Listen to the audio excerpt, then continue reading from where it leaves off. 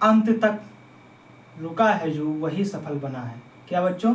अंत तक रुका है जो वही सफल बना है, मेहनत करने वाले ने इतिहास रचा है। फिर से मैं एक बार कहता हूँ कि अंत तक रुका है जो वही सफल बना है और मेहनत करने वाले ने इतिहास रचा है।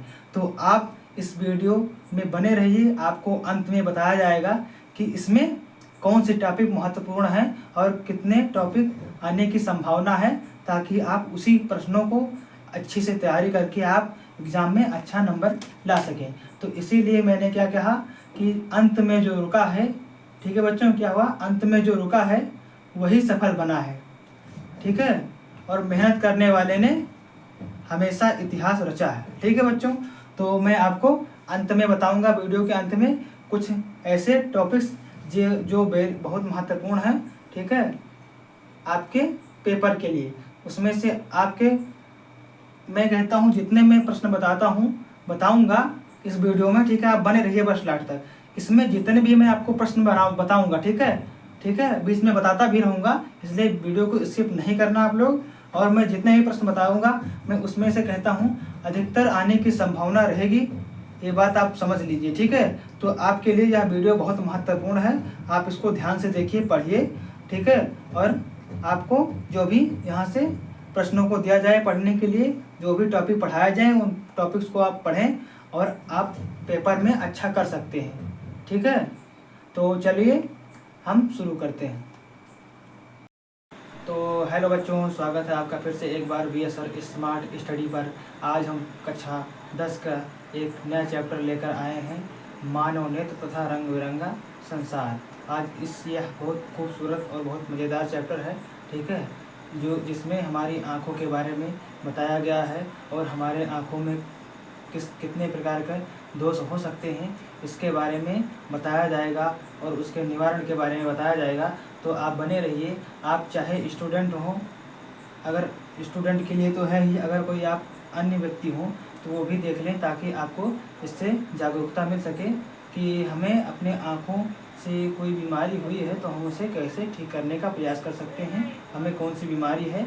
अंत में आपको कुछ बीमारियों के बारे में बताया जाएगा, आँखों की बीमारियों के बारे में, जिससे आप अपने आँखों के जांच स्वयं कर सकें। तो वीडियो को बिना देरी के हुए शुरू करते हैं। सबसे पहले हम आपसे एक छोटी सी रिक्वेस्ट करते हैं कि यदि आप चैनल पर नए हों तो चैनल को सब्सक्राइब करें, और वीडियो अगर आपके लिए थोड़ा भी अच्छा लगा हो तो आप उसे लाइक कर अपने दोस्तों के साथ शेयर करें, ताकि उनका भी नॉलेज बढ़ता रहे, और अपने बड़ों के साथ भी शेयर करें, ताकि उनको भी नॉलेज मिल सके कि हमारी आँखों में कोई परेशानी तो नहीं, ताकि वे समय से इलाज कर सकें और अपनी आँखों को बचा सकें। तो हम सबसे पहले आज यहाँ पे शुरू करने वाले हैं, मानव नेत्र तथा रंग बिरंगा संसार, human I and colourful world, ठीक है। तो सबसे पहले हमारा क्या आता है, यहाँ पे मानव नेत्र आता है। मानव नेत्र क्या है? तो मानव नेत्र क्या है? तो यह प्रकृति की एक अति मूल्यवान क्या है, वस्तु है, यानी सबसे मूल्यवान वस्तु है, ठीक है। आँखों के बिना सारा संसार बेकार है, हम उसको देख नहीं सकते हैं।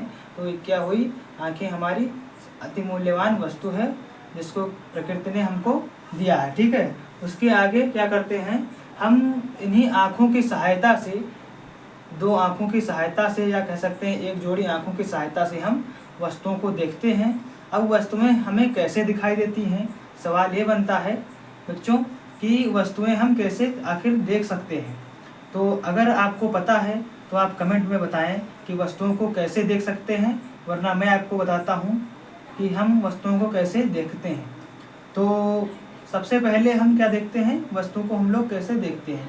तो जब प्रकाश क्या होता है किसी वस्तु पर पड़ता है तो वहाँ से क्या होता है, परावर्तित होता है, और वस्तु के रंगों को, यानी वस्तु के रंगों को अपने किरणों के साथ लेकर हमारी आँखों में पड़कर क्या होता है, वो रेटिना पर आपतित होता है, और क्या होता है, वहाँ पर रेटिना पर हमारी उल्टी छवि बनती है, जिससे क्या होता है, हमें वस्तुएं दिखाई देती हैं। तो ये हमारा क्या हो गया, सिंपल सा आसान भाषा में कि हमें वस्तुएं कैसे दिखाई देती हैं।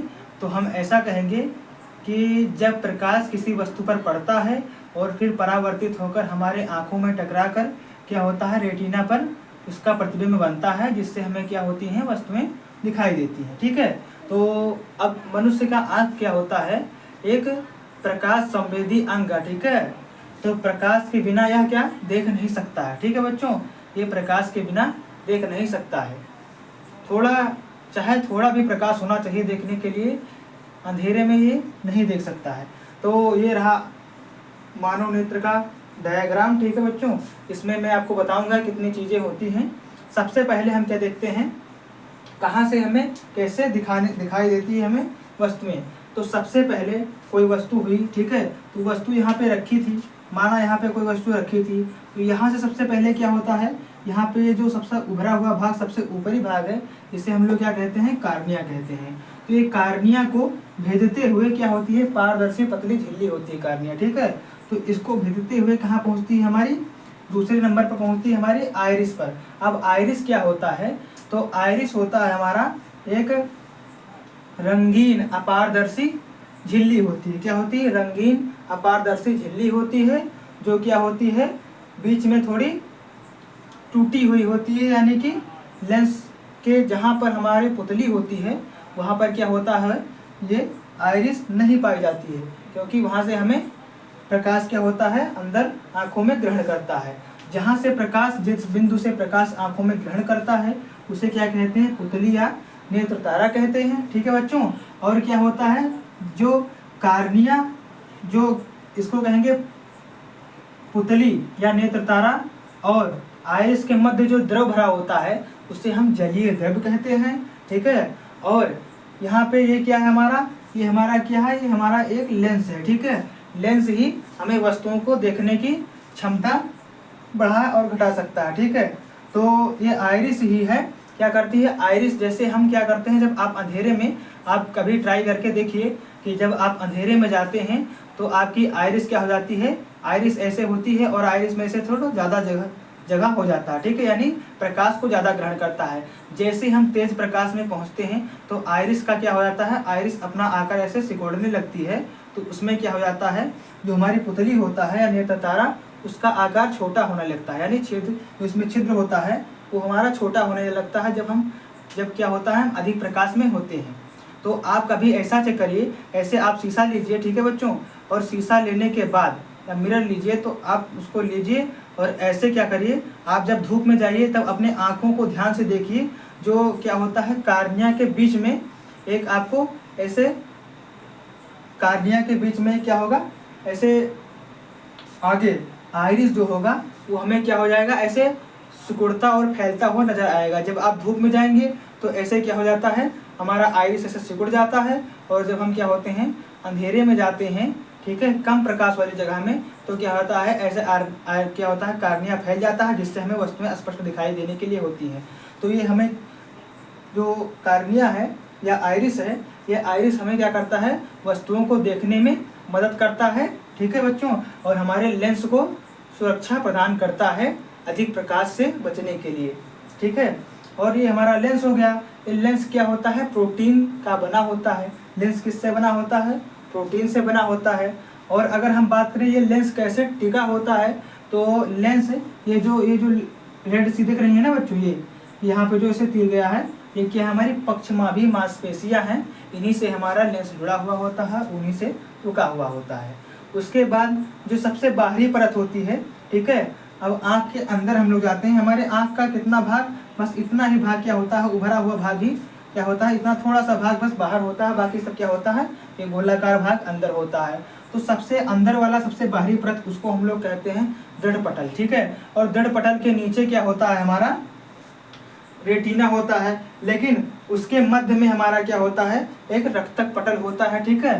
तो रक्तक पटल यहाँ पे नहीं किया गया है क्योंकि वो बहुत पतला होता है। तो रेटिना होता है, और इसी रेटिना पर क्या होती है, प्रतिबिंब हमारा बनता है, जिससे हमें वस्तुएं दिखाई देती हैं।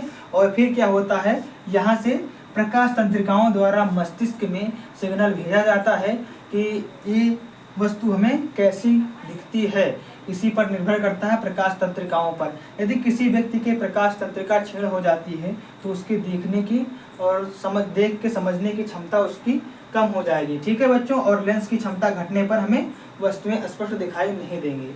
तो ये हमारा क्या है, मानव नेत्र का एक डायग्राम है।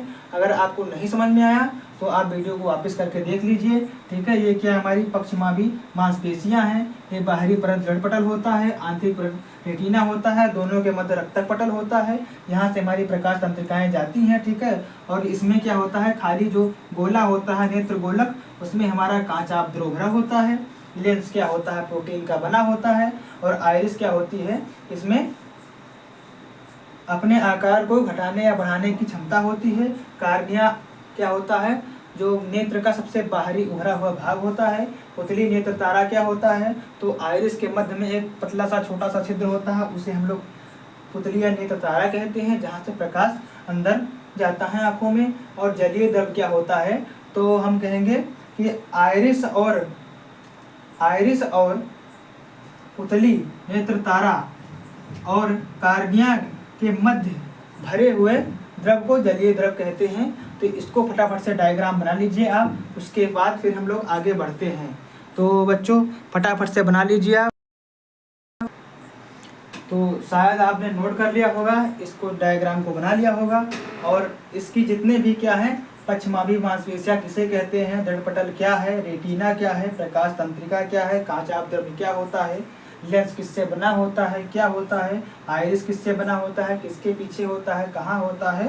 तो इन सभी चीज़ों की जो डेफिनेशन है वो आपको इसी चैनल पर वीडियो के जैसे ही वीडियो आपको अपलोड किया जाएगा, ठीक है, तुरंत ही क्या कर दिया जाएगा, आपको यहाँ पर इसकी सभी नोट्स, ठीक है, आपको दे दिए जाएंगे, जिसमें सभी चीज़ें यहाँ पर दी हुई होंगी और आप उसे आसानी से पढ़ सकते हैं।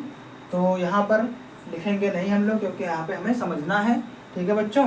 तो हम लोग उसको एक नोट्स में आपको दे देंगे और आप उसे नोट कर लेना। आपको समझ में आ ही गया होगा सारी चीज़ें, ठीक है। अगर नहीं आया है तो फिर से एक बार देख लेना और क्या करना, नोट्स को रिवाइज कर लेना, ठीक है। तो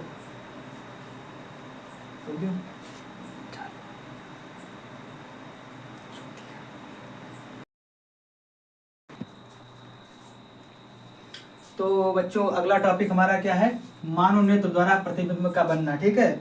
मैं आपको बहुत सारा लिखा नहीं रहा हूँ। क्यों नहीं लिखा रहा हूँ, समझ रहे हैं आप?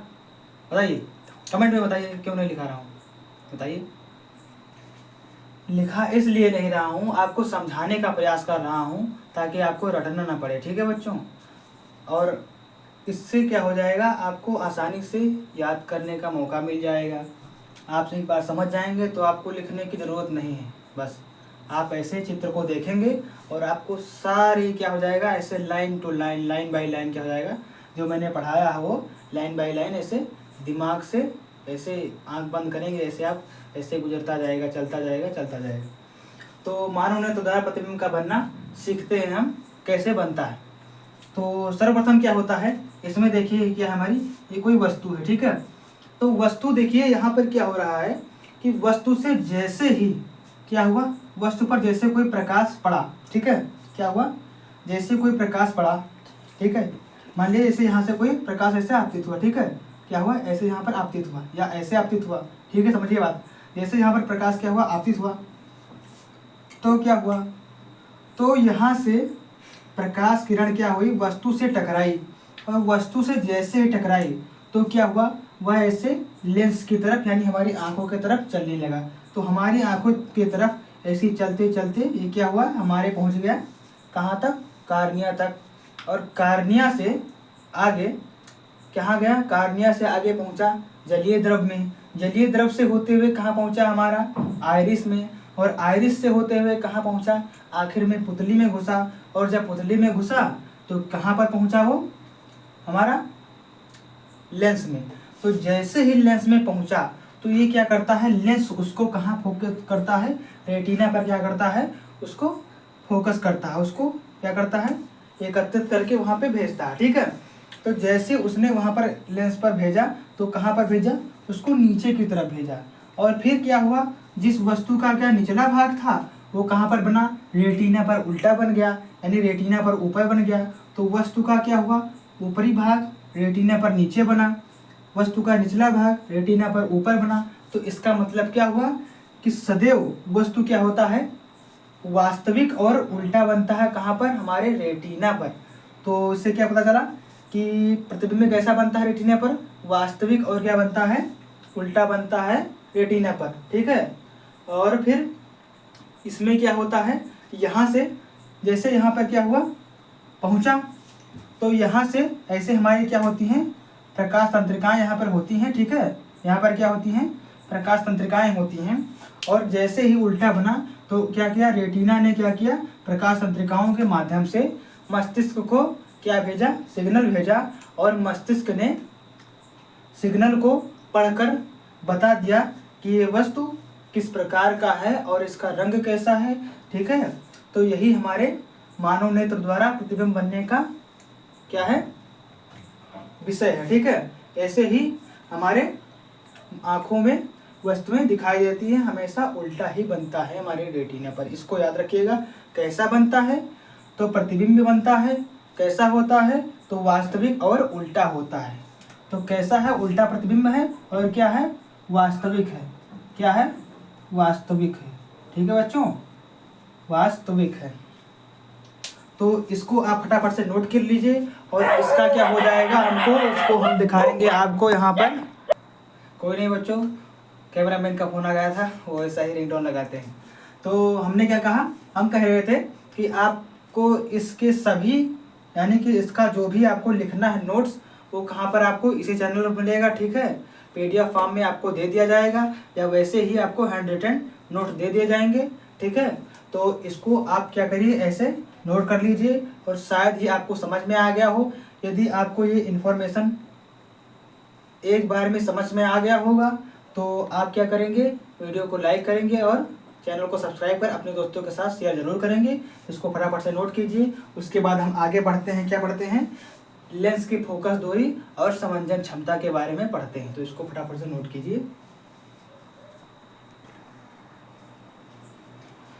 तो हमारा क्या पढ़ने वाले हैं हम लोग बच्चों, नेत्र लेंस की फोकस दूरी। ये भी बहुत आसान है, इसी सारे चैप्टर को हम लोग आसानी से पढ़ रहे हैं, वैसे इसे भी आसानी से पढ़ेंगे, ठीक है।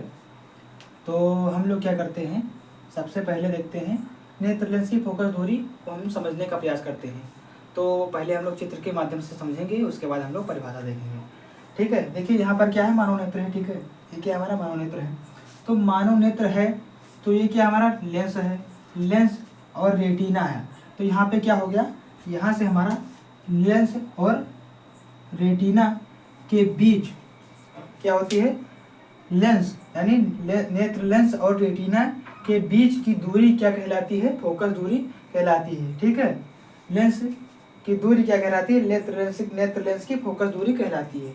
और बच्चों क्या होती है, यह परिवर्तनशील होती है। सबसे इम्पोर्टेंट चीज़ क्या होता है, इम्पोर्टेंट चीज़ होता है कि यह सबसे क्या होती है, परिवर्तनशील होती है। क्या होती है, परिवर्तनशील होती है। तो हम कहेंगे नेत्र लेंस की फोकस दूरी कैसे होती है, तो यह परिवर्तनशील होती है। इसकी परिभाषा हम लोग देखते हैं कि मानव नेत्र के नेत्र लेंस से रेटिना के मध्य की दूरी को नेत्र लेंस की फोकस दूरी कहलाती है, ठीक है। तो यहाँ से लेंस और रेटिना के मध्य की दूरी क्या हो जाएगी, फोकस दूरी हो जाएगी। इसको आप फटाफट से नोट कीजिए, ठीक है। ये आपको न्यूमेरिकल्स करने में बहुत काम आएगी। तो अगला क्या है, मानव नेत्र का समंजन क्षमता है, मानव नेत्र की समंजन क्षमता, ठीक है।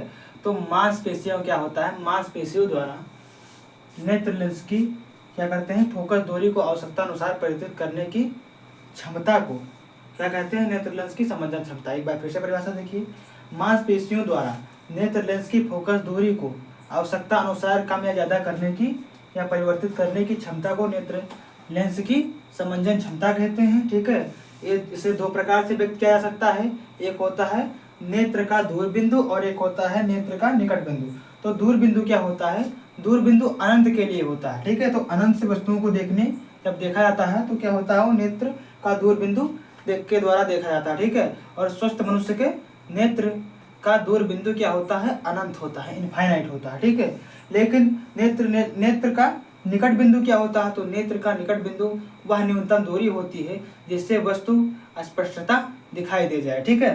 तो ऐसे हम क्या करते हैं, अगर मान लीजिए ये हमारा क्या हो गया, 25 सेंटीमीटर हो गया, ठीक है।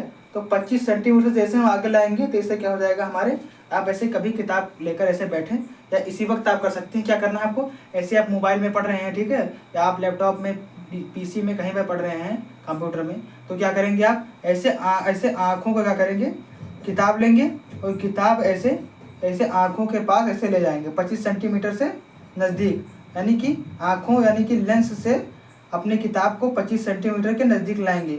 देखेंगे आप क्या होता है कि आपको वस्तु स्पष्ट नहीं दिखाई देती है, धुंधली दिखाई देती है, ठीक है। क्या होता है, धुंधली दिखाई देती है। तो यहाँ पर वस्तु धुंधली दिखाई देगी।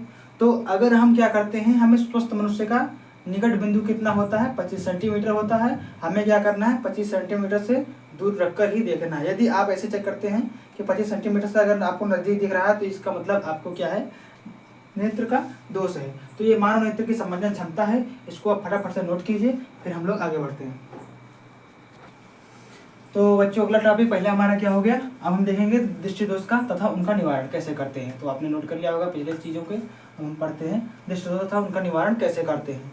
तो सबसे पहले हमारा आता है निकट दृष्टि दोष।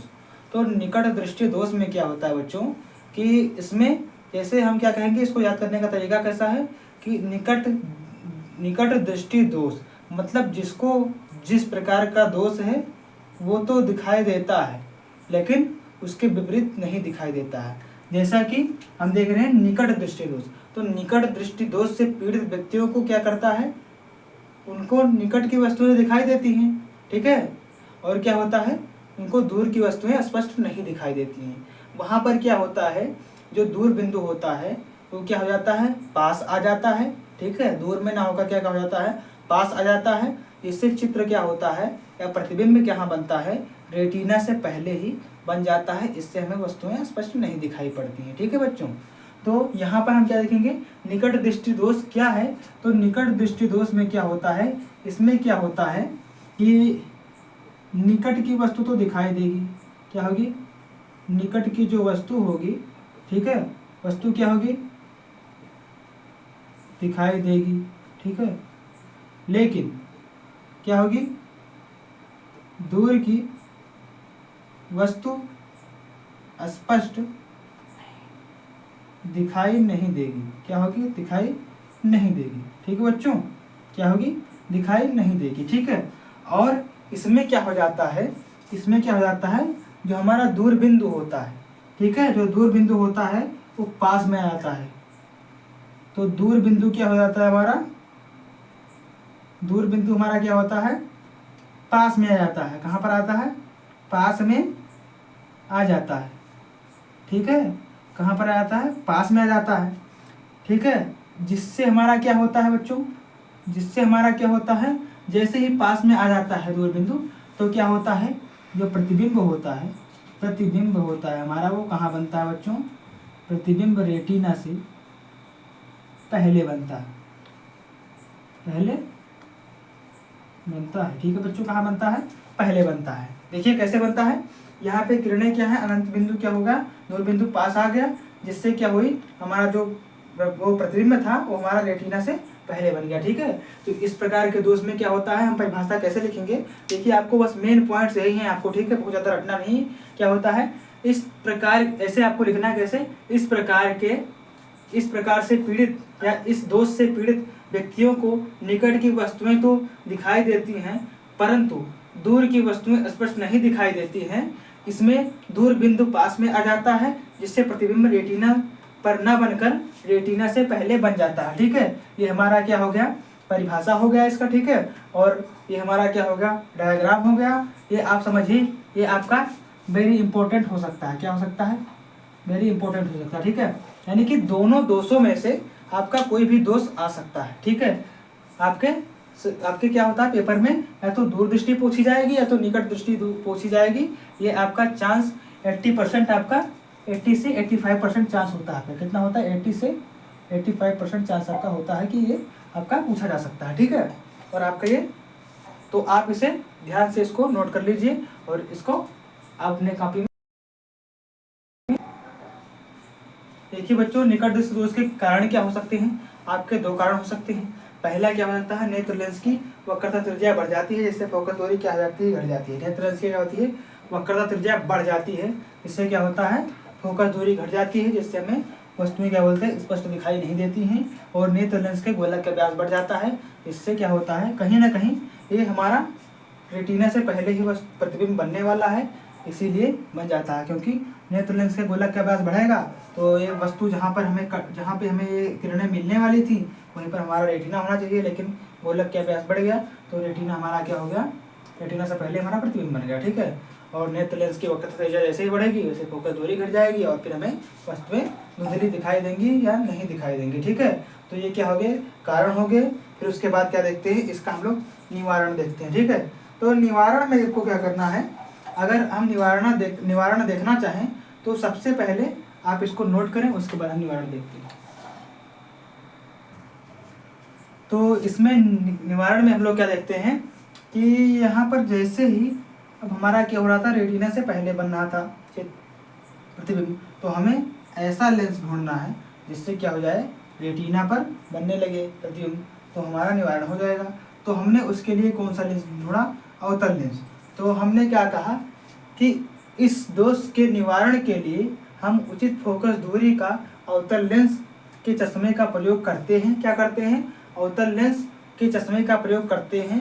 अवतल लेंस क्या होता है, बीच में क्या होता है, सकरा और किनारों पर क्या होता है, उभरा हुआ होता है दोनों तरफ। ठीक है। यहाँ पे बीच में सकरा है और किनारों पर क्या है, दोनों तरफ उभरा हुआ होता है, उसे ही हम अवतल लेंस कहते हैं। ठीक है। तो इसी प्रकार के चश्मे का ऐसे मोटा सा चश्मा होता है। ठीक है। ऐसे, तो उसी का क्या करते हैं हम लोग, ऐसे ऐसे होता है, ऐसे ऐसे। ठीक है। ऐसे यहाँ पे देखा गया तो ऐसे होता है। तो इसी लेंस के चश्मा का प्रयोग हम लोग करते हैं। ठीक है। और इसमें क्या होता है, अनंत चलने वाली किरणें अवतल लेंस से परावर्तित होकर, ठीक है, क्या होती हैं, अवतल लेंस से परावर्तित होकर, ठीक है, अपवर्तन के पश्चात नेत्र के दूर बिंदु से, कहाँ से, नेत्र के दूर बिंदु से आती हुई प्रतीत होती हैं। क्या होती हैं, नेत्र के दूर बिंदु से आती हुई प्रतीत होती हैं। तो इसको आप जल्दी से नोट कर लीजिए। ठीक है। हमने पहले ही बताया कि आपको इसको रटना नहीं, आपको सिर्फ बनाना आना चाहिए। ठीक है। आपका ये क्या है, वन शॉट डिवीजन है। ठीक है। और इसका नोट्स भी दिया जाएगा ताकि आपको कंप्लीट चैप्टर मिल जाए। ठीक है। तो इसको फटाफट से अपलोड कीजिए और आपको बनाने को जरूरत नहीं। देखिए परिभाषा कैसे आसानी से बन जाता है। क्या कहेंगे कि निकट दृष्टि दोष से पीड़ित व्यक्तियों को उचित फोकस दूरी का अवतल लेंस का चश्मे का प्रयोग करना चाहिए। ठीक है। जिनसे क्या हो जाए, प्रतिबिंब कहाँ पर बनने लगे, रेटिना पर बनने लगे और वस्तुएं उनको स्पष्ट दिखाई देने लगी। यही आपको परिभाषा में लिख देना है और इसके अलावा कुछ नहीं लिखना है। इसको आप फटाफट से नोट कीजिए। तो अगला बच्चों क्या हमारा दूरदृष्टि दोष। तो दूरदृष्टि दोष कौन समझते हैं, कैसे होता है। दूरदृष्टि में सबसे पहले क्या होता है, हमें दूर की वस्तुएं तो स्पष्ट दिखाई देती हैं परंतु निकट की वस्तुएं स्पष्ट नहीं दिखाई देती हैं। क्या होता है, दूर की वस्तुएं स्पष्ट दिखाई देती हैं परंतु निकट की वस्तुएं स्पष्ट नहीं दिखाई देती हैं। ठीक है। इसमें क्या होता है, जो हमारा निकट दृष्टि दोष हो जाता है वो क्या हो जाता है, 25 सेंटीमीटर से क्या हो जाता है, हमारा अधिक हो जाता है, दूर हो जाता है। जिससे क्या हो जाता है, हमारी जो रेटिना पर बनने वाली प्रतिबिंब थी वो कहाँ चली जाती है, रेटिना के बाहर चली जाती है। कहाँ चली जाती है, रेटिना के बाहर चली जाती है बच्चों। ठीक है। तो इसमें क्या होता है, इस दोष में क्या होगी, दूर की वस्तु क्या होगी, दिखाई देगी। ठीक है। और उसके बाद निकट की वस्तु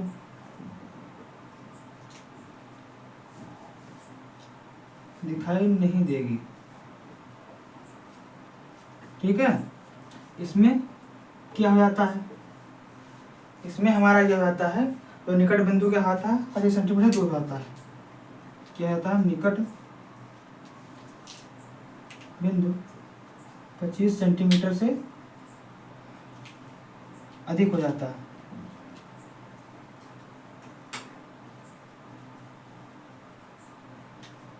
ठीक है बच्चों।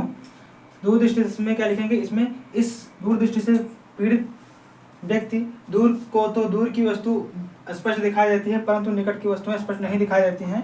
इसमें क्या हो जाता है, निकट बिंदु 25 सेंटीमीटर से अधिक हो जाता है और फलस्वरूप क्या हो जाता है, जो प्रतिबिंब बनता है वो रेटिना के बाहर बनने लगता है। ठीक है। तो रेटिना के बाहर बनेगा जिससे हमें वस्तु दिखाई नहीं देगी। और इसके दो कारण होंगे। कौन से कारण? पहला हो जाता है कि नेत्र लेंस की वक्रता त्रिज्या का कम हो जाना। तो जैसे ही वक्रता त्रिज्या कम हो जाएगी, फोकस दूरी अपने आप क्या हो जाएगा? बढ़ जाएगा। और फोकस दूरी जैसे बढ़ेगी तो फोकस दूरी बढ़ने के साथ जो लेंस जो प्रतिबिंब बनने वाला था वो ऐसे दूरी से क्या हो जाएगा? बाहर निकल जाएगा, रेटिना के बाहर निकल जाएगा। ठीक है। तो और दूसरा होता है नेत्र की मांसपेशियों का क्षीण हो जाना। जब क्या हो जाएंगी? मांसपेशियों क्षीण हो जाएंगी तो गोलक के व्यास का कम हो जाती है। गोलक के व्यास कम हो जाती है, यानी वो घटती बढ़ती नहीं है मांसपेशियाँ। तो गोलक के व्यास का कम हो जाना भी एक क्या है? दूरदृष्टि के दोष का कारण बनता है। तो इसको आप फटाफट से नोट कीजिए, उसके बाद हम लोग आगे बढ़ते हैं। तो अब क्या हो गया? हम इसके निवारण के बारे में देखते हैं, कैसे इसका निवारण करते हैं। दूरदृष्टि दोष के निवारण के लिए हमको करते हैं का निवारण हम किस प्रकार करते हैं?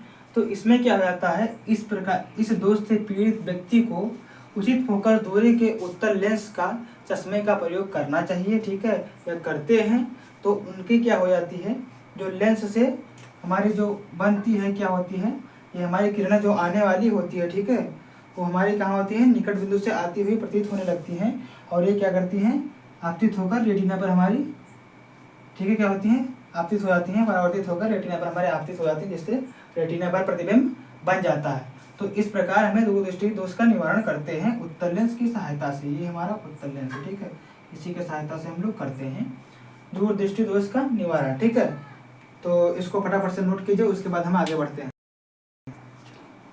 तो यहाँ पर क्या होता है बच्चों? जो हमारा जरा दूरदृष्टि होता है, ठीक है, अगला क्या है? जरा दूरदृष्टि। तो जरा मतलब क्या होता है? जरा मतलब होता है इसे, जैसे हम जरा गांव के भाषा में जरा कहते हैं किसको? जैसे क्या हो जाता है? जो पुराना हो जाता है, काला हो जाता है, जल जाता है, उसको हम जला कहते हैं। जलने का अर्थात हुआ वो बहुत दिन से चल रहा था, वो क्या हो गया? पुराना हो गया। तो इसमें क्या होता है? वृद्ध व्यक्तियों में यानी बुजुर्गों में, इसमें वृद्ध व्यक्तियों में, बुजुर्गों में होता है। ये क्या होता है? इसमें क्या होती हैं? मांसपेशियाँ क्या होती हैं? मांसपेशियाँ, नेत्र लेंस की मांसपेशियाँ क्या हो जाती हैं? कमजोर हो जाती हैं। क्या हो जाती हैं बच्चों? कमजोर हो जाती हैं। ठीक है। क्या हो जाती हैं? मांसपेशियों का कमजोर होना है। वृद्ध व्यक्तियों में मांसपेशियाँ कमजोर हो जाती हैं, जिससे क्या होता है? उनके वह परिवर्तित नहीं कर पाते हैं। ठीक है। समंजन क्षमता घट जाती है, जिससे क्या होती है? हमारी समंजन क्षमता घट जाती है। समंजन क्षमता क्या हो जाती है? घट जाती है। ठीक है बच्चों, समंजन क्षमता घट जाती है। इससे क्या होता है? इसके निवारण के लिए क्या करता है? इसमें क्या होता है?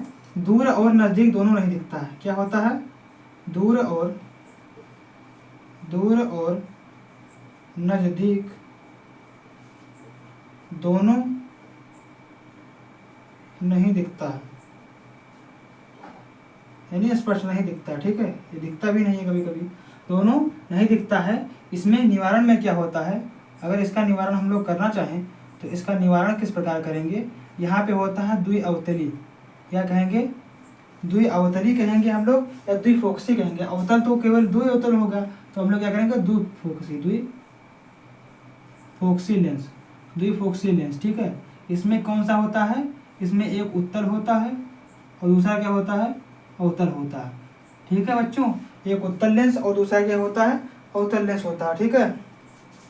तो चश्मे के ऊपरी भाग में क्या होता है? अवतल होता है। ठीक है। ये क्या होता है? ऊपरी भाग में क्या होता है बच्चों? ऊपरी भाग में चश्मे के। और ये क्या होता है? निचले भाग में। तो ये चश्मे के क्या होता है? अवतल ऊपरी भाग में होता है, और क्या होता है? उत्तल निचले भाग में होता है। यानी कि ऐसे आप समझिए, ऐसे एक प्रकार से ऐसे समझिए। तो जो ऊपरी भाग है उसमें अवतल हो गया, ये हमारा क्या हो गया? अवतल। और ये जो निचला भाग है क्या हो गया? हमारा उत्तल लेंस हो गया। ठीक है। तो इस प्रकार ऐसे हम, उत्तल होगा तो दूर को देखेंगे तो हमें भी दिखाई दे, और नजदीक देखेंगे तो हमें भी दिखाई दे। ठीक है। तो इसमें दो प्रकार के लेंस लगे होते हैं। ठीक है, निवारण के लिए। अब आबिंदुकता क्या होता है? तो आबिंदुकता में हमारे जो होते हैं वो हमें दूर पर रखी क्षैतिज और ऊर्ध्वाधर वस्तुएं एक साथ स्पष्ट नहीं दिखाई देती हैं। ठीक है। क्या होता है बच्चों? दूर पर रखी वस्तुएं क्षैतिज और ऊर्ध्वाधर एक साथ दिखाई नहीं देती हैं। ठीक है। क्या होता है इसमें?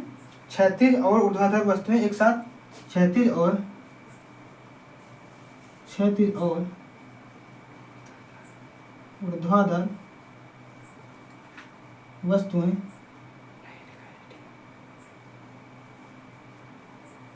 एक साथ स्पष्ट दिखाई नहीं देती।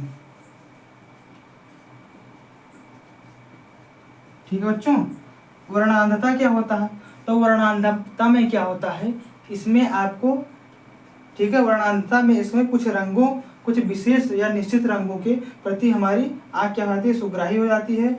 और इसमें हम क्या करते हैं, हमारे कलर में क्या करते हैं, रंगों में हमने आपको जैसा बताया था प्रारंभ में ही कि हम आपको एक इम्पोर्टेंट टॉपिक के बारे में बताएंगे। ठीक है, या हम इम्पोर्टेंट टॉपिक के बारे में बात करेंगे जो हमारे एग्ज़ाम में आ सकता है। तो इस चैप्टर से बच्चों ये 4 इम्पोर्टेंट टॉपिक हैं जिसमें से क्वेश्चन आने की संभावना 85% हो सकती है। तो इसलिए इसको तैयार कर लेना, आपके इस चैप्टर से एक भी प्रश्न नंबर नहीं कटेंगे। और तब तक के लिए धन्यवाद, मिलते हैं अगले वीडियो में।